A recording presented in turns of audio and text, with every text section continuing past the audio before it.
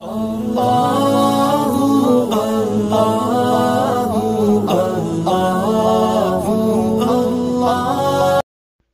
আসসালাম রহমতুল্লাহি ওয়া বারাকাতুহু। মিলাদ আহমেদ ভাই বাংলাদেশ থেকে জানতে চেয়েছেন যে সকাল সন্ধ্যার দোয়াগুলি, সকালের দোয়াগুলি ফজরের নামাজের পর মসজিদে বসে পড়া বা সন্ধ্যার দোয়াগুলি মাগরিবের নামাজের বসে পড়া, জি না, এটা কিন্তু বাধ্যতামূলক নয়।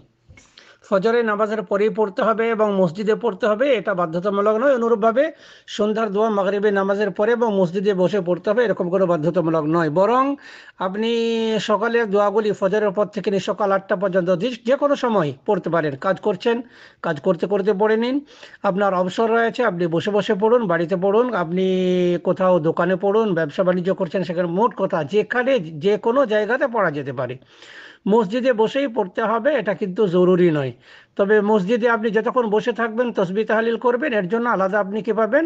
নেকি পাবেন, এর জন্য ফেরেশতাদের দোয়া পাবেন, সেটা আলাদা জিনিস। কিন্তু আপনাকে সকাল সন্ধ্যার দোয়াগুলি মসজিদে বসেই পড়তে হবে, এটা কিন্তু কোনো জরুরি বিষয় নয়। তারপরে কথা হচ্ছে মাগরিবের, জি আপনার সন্ধ্যার দোয়াগুলি আসরের পর থেকে নিয়ে আপনি মাগরিব পর্যন্ত বা মাগরিবের পরেও পড়তে পারবেন, কোনো সমস্যা নেই ইনশাআল্লাহ।